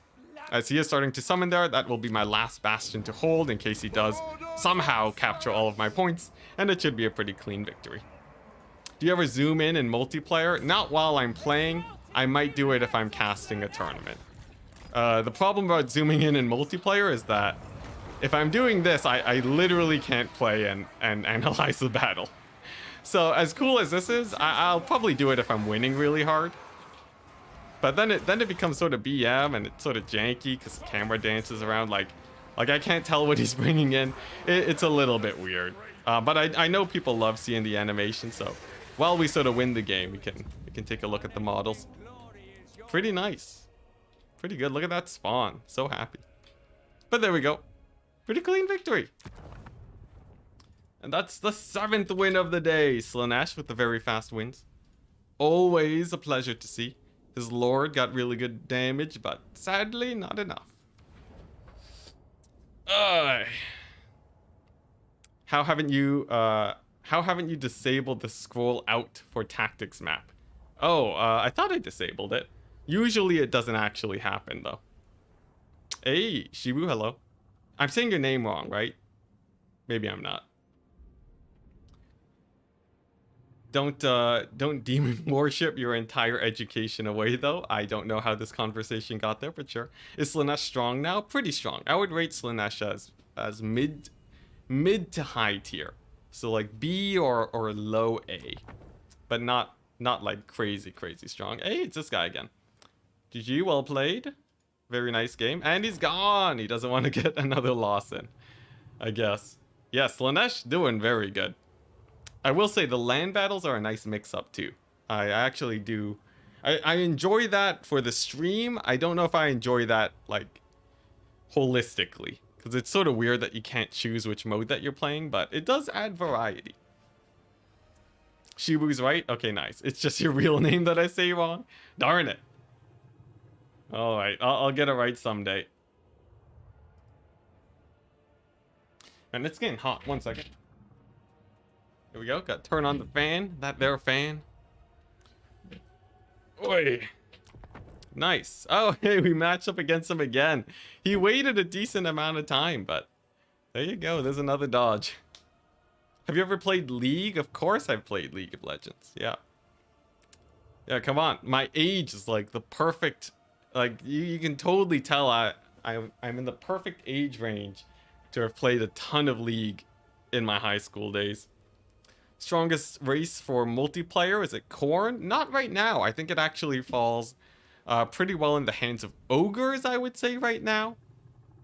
Maybe Kislev. Ogres or Kislev. Both of them are very strong though, undoubtedly. Hey, Glenn. It's going pretty well. We've been winning all day. Hey, we match up into him again. All right. Well, I guess there's not too many people on ladder today. Okay. Well, let's see if he has what it takes. You know, maybe he's gonna stick around this time. Enticity, do you have any tips for dealing with Skarbrand in multiplayer? Struggle against him. So Skarbrand is a guy you mostly want to be avoiding as hard as possible. You don't want to be taking a big old fight against Skarbrand because, as you would expect, he will annihilate your single entities. So what you actually do to avoid that is you just ignore him. You just ignore him. The most cruel fate for Skarbrand, as if you just sort of play keep away, there's not much he can really do to support his army, because he's basically just there to kill single entities.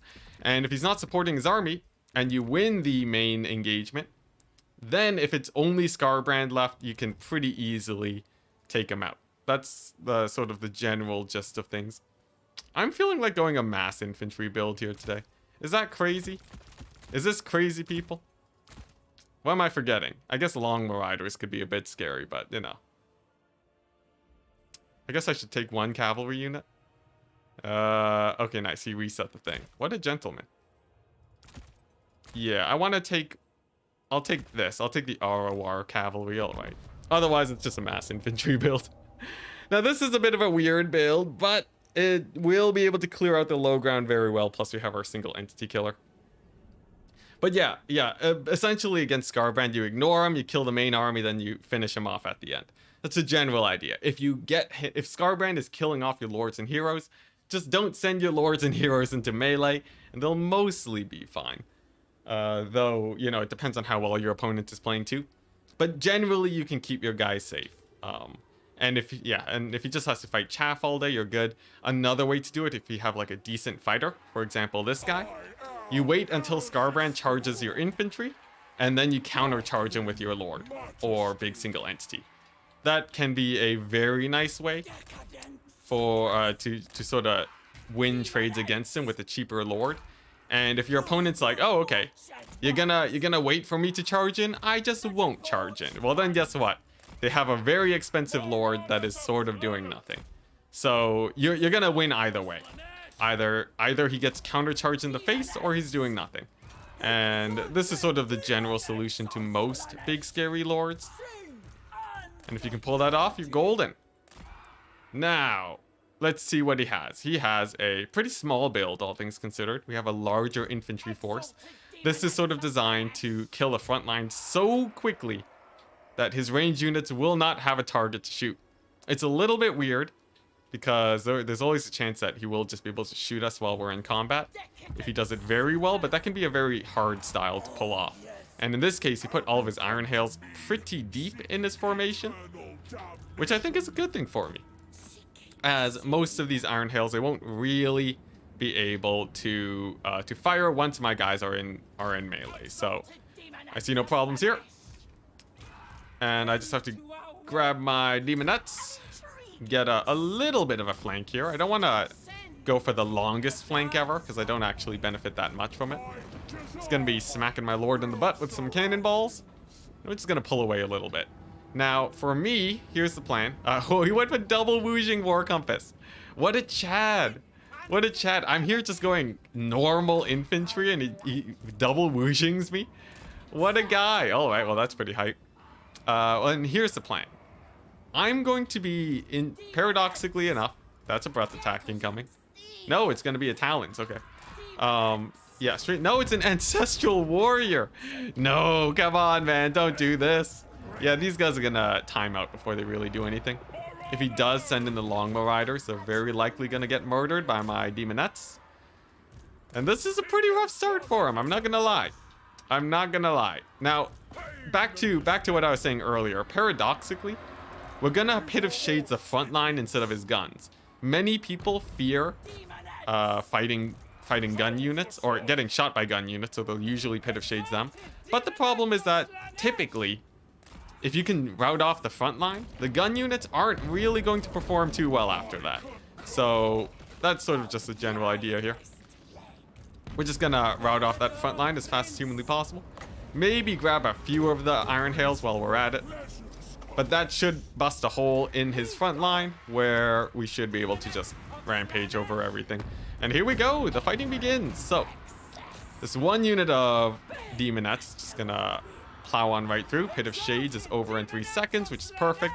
Just gonna force path them through these infantry, and all of a sudden they're instantly on top of those Iron Hails. Gonna be very good for me. And now basically nobody's shooting. Now there is this one unit here that is still available. To get a volley off on my Exalted, that would be very painful. But it looks like we just barely get out of there.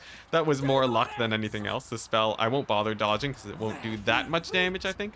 It's just a lightning bolt. Just a little bit of lightning. And, oh no, it's a comet. Never mind, we were wrong. We were very, very wrong. Still though, pretty good, as most of his guys are dead now. And yeah, essentially that's it. If you're worried about gun lines, if they only have one infantry, if they're only one infantry unit deep, all you gotta do is just plow right on through, make a hole with your spells, and you'll be fine. Using this ability a little bit too late. Should have done that yesterday, but it's fine. And over here, I guess I don't know. I'll net these guys and Pit of Shades them. That should clear them out pretty fast. They are Celestial Dragon Guard, so a little bit scary, but it's totally fine. Yeah, Pit of Shades is way stronger in Warhammer 3 because every spell got nerfed, but Pit of Shades is basically the same. His comets have been really good too, by the way. Credit where credit is due. He's been nailing me with the comets real hard. Look at that, another spell dropping. Is that a comet or a lightning bolt? That's a comet. My gosh, these bombardments. Brutal damage, but we're still gonna win it. But yeah, Pit of Shades is way better because all of the spells got nerfed because the sort of knockback explosion effect was removed. Except Pit of Shades, generally, I guess, I don't know. It just didn't get nerfed as much. It feels more or less the same as it did in its Warhammer 2 incarnation. And when everything else is nerfed, that counts as a buff for you. And as you can see, it basically one-shots infantry. Zadri saying, hey, I haven't been following much since shortly after launch. Did Creative Assembly update how units feel and responsiveness in general? Yeah, I think Creative Assembly has fixed every responsiveness issue except for the fact that that units still have a bit of a hard time disengaging. But everything else is fixed. So aside from the fact that it's, you know, you can't run away and cycle charge with your cavalry easier, things like range units are completely fixed now. Charging with your cavalry, they will actually connect with units now, which is great. There won't be any like jittering, stuck in the air animations. So they didn't get a pretty long way, but they're not all the way there just yet. There's a few things that still need looking at, or there's one thing that still needs looking at, and that's the ability to disengage. But that aside, that's our 8th win of the day. And we're seeing, yeah, it's looking pretty good. Full HP units with huge value. The Longbow Riders are great, but we just didn't really have a target for them. I guess they could have charged my elite cavalry, but unfortunately they committed to the Demonettes and took a ton of damage. And sadly, the comets were pretty great, but I'm... You know, they technically paid for themselves, the war compasses. Maybe there's something going on there. If you can actually reliably get those hits off, it can be okay, but if your opponent's really looking out for them, they might even be able to dodge, so I still don't really know how I feel about them. Yes, Slaanesh is giving us really fast games. Though, I really wonder if we'll be able to get double digits today. Maybe. Thanks for the update, no problem. Oh boy, here we go. All right. I'm hoping for another land battle. These land battles are pretty fun. Because you get a lot of flanking and maneuvering going on.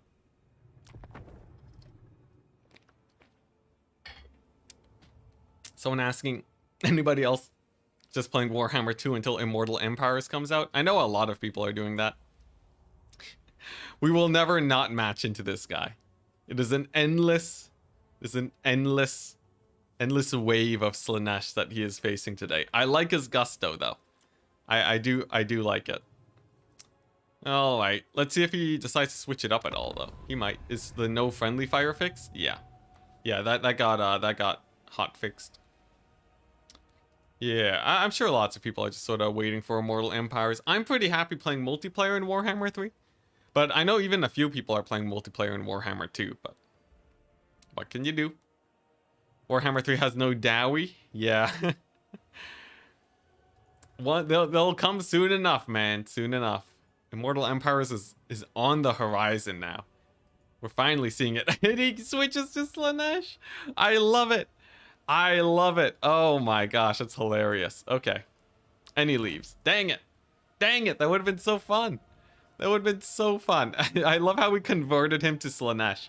Much like campaign, if you do win enough battles against a faction, they will confederate with you. So, a very loreful multiplayer session today.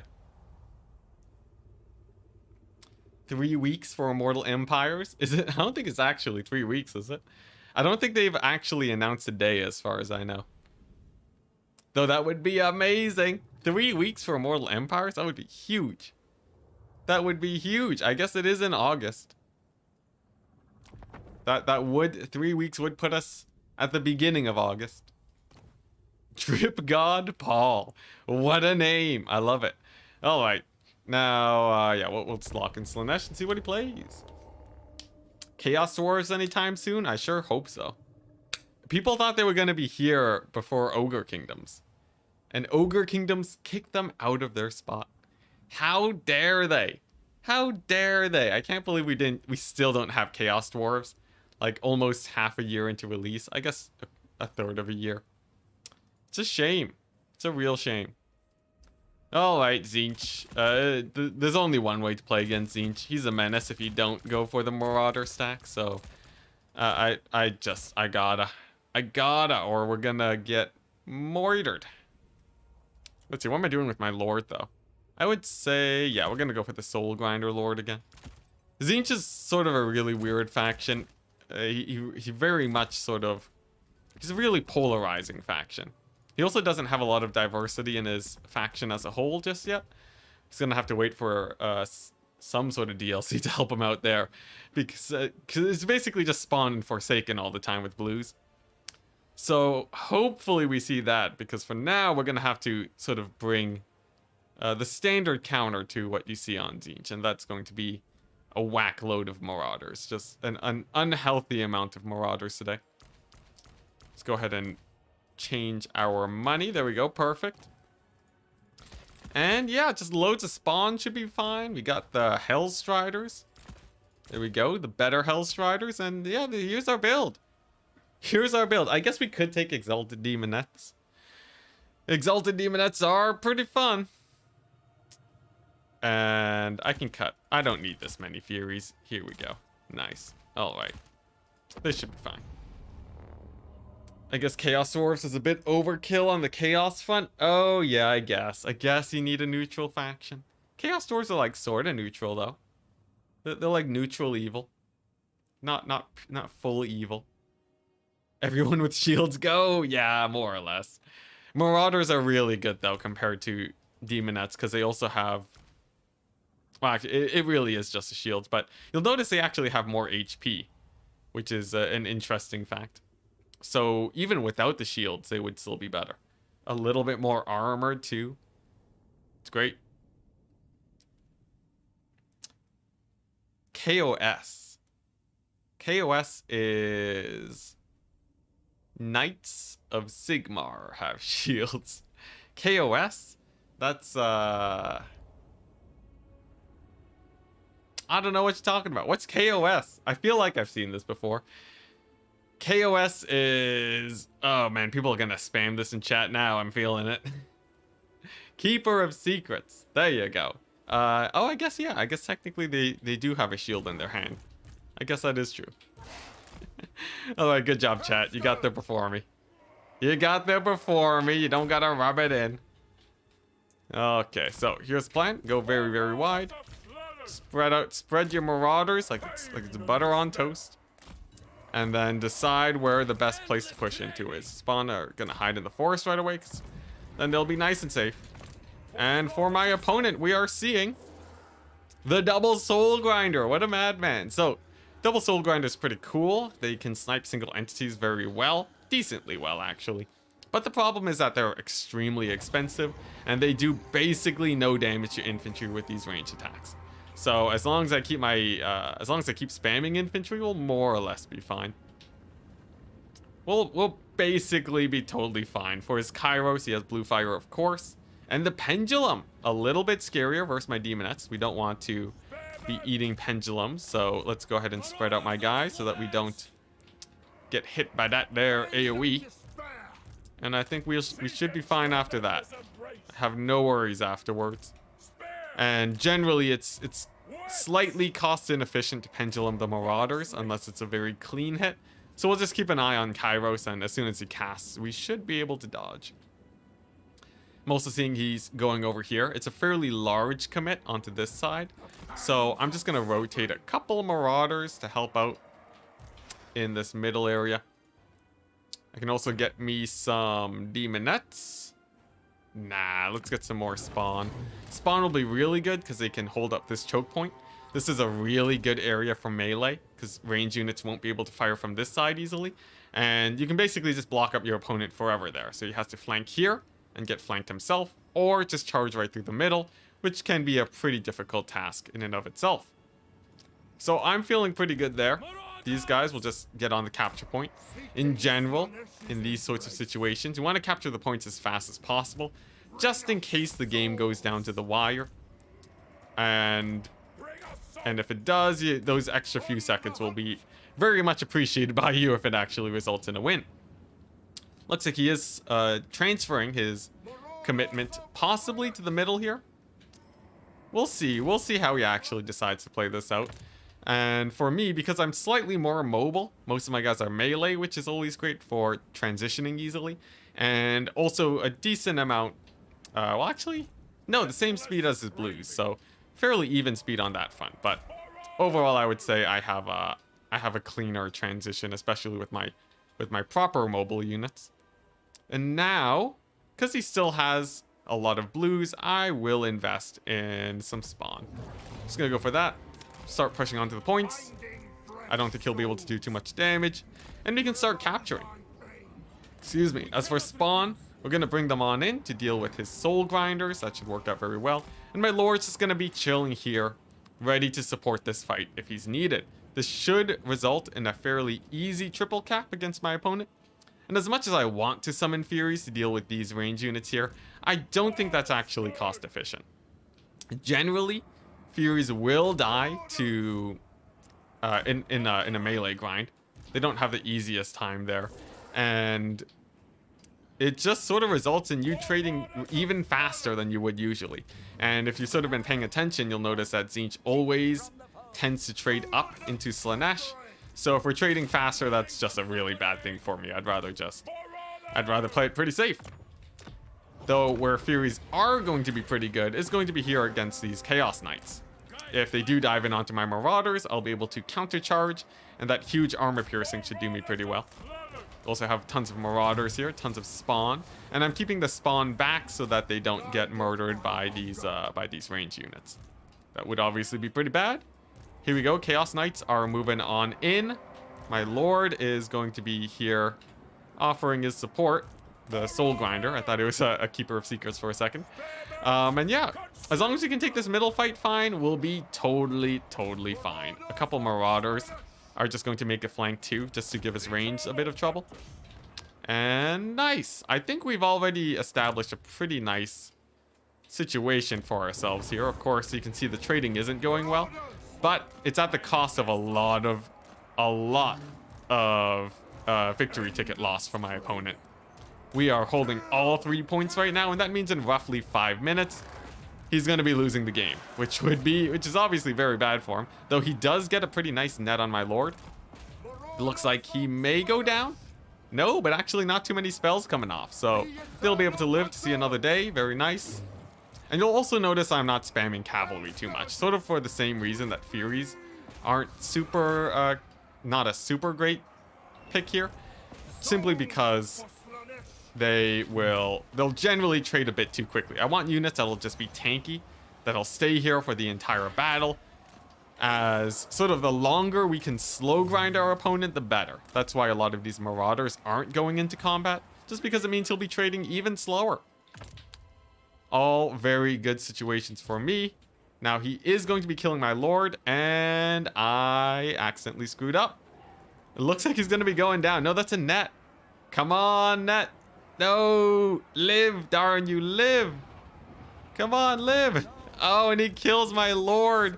I totally missed whatever spell he dropped on that soul grinder, but whatever he did, it was pretty chunky. Now that's going to be a bit of a problem, right? Obviously, my build relies heavily on my marauders to hard carrying the situation, but it's not over just yet. As you can see, the middle is going fairly well for me. We still have control there, but I really, really do not want to get army wiped. That would be the worst situation ever. And without that soul grinder, the odds are likely, as my marauders will constantly be routing. So we'll be as careful as humanly possible here. We're gonna position the marauder so they are as far from combat as possible, and we're gonna just camp some spawn on this point to make sure that he doesn't actually capture. As for the soul grinder, will I resummon it? I probably will, as we have a mostly marauder army here, and obviously marauders, they're pretty important for this build. I think summoning in my herald won't actually replace my lord slot either, so yeah, we wanna just get the leadership back up. I'm basically spending 2,000 gold for a leadership boost, but I assure you it will be worth it. You'll also see the bane of the soul grinders here. Despite them actually doing a pretty good job at routing the marauders, they don't actually capture points very quickly, and that's going to be hurting my opponent quite a bit. Yeah, I would say in general, the soul grinders, even if they do trade up, and typically they don't even most of the time, they'll just never capture the point, which is always a very bad issue for them. Over here in the middle, you can see this entire grind has not really been going in the favor of my opponent. It's just been a really long fight, but my guys haven't budged an inch. And I think he will finally be able to take over this area, but not without a lot of suffering. We really stalled him up there. Plus, I finally have my soul grinder back, which means all of my guys get their leadership. Wonderful. That's going to save me a lot of problems moving forwards into this game. You'll also notice I stopped fighting the soul grinders to get my spawn on these blues, and that's just to slow down his capture as much as humanly possible. Are the docking spots usable by missile infantry? Yes, so you can dock infantry right here, and that'll give them some extra range and I think missile resist, right? It's pretty cool. It's pretty cool. Would highly recommend. What's it? Is it usable by missile infantry, or are they back to not firing while docked? Oh, actually, I don't know if that's still an issue, yeah. Unfortunately, I do not know. But overall, I would say we did a pretty good job of stalling him here. I did screw up a little bit in that I lost my soul grinder, sadly, when I really shouldn't have. But in the end, I don't think there's much he can really do to recapture these points. I just gotta pool some more infantry, and then we should have the win. Pretty good, but sort of the bane of the soul grinders is that they'll never really do enough damage to help you win the fight. They'll make it where you're leading slightly, but they'll never actually win it because their melee stats are pretty low, and they run out of ammunition extremely fast. So it's a bit of a rough time for them. Generally, I would say they're a pretty bad idea, and there we go. We won off a triple cap. He never even took a single point off of us. Very, very nice. And that's going to be the 9th win of the day. Very good. Boom. Nice. And a 100% win rate on Slaanesh. Definitely a very strong faction if you can bring the right builds. I think we did a pretty good showing of them today. Showing off how going pretty infantry heavy can be quite a benefit for them. And yeah, that's gonna be it. That's the show. It is a 2-hour stream, as per usual. I hope you guys enjoyed. And I should be streaming tomorrow, which should be very fun. So do check in to that. And I think that's basically it. If you guys have not bought Warhammer 3 yet, by the way, there is a link in the description if you want to buy from X Zola, as I will be getting a pretty good amount of what's it, percentage of the sale there. So if you are considering to buy Warhammer and it's going to be the same price anyways, consider that. It helps out the channel a ton. And I think that's basically it. Yeah, I finished my shilling. We finished the outro. Yeah, peace out, guys. Have a wonderful day, and I'll see you tomorrow.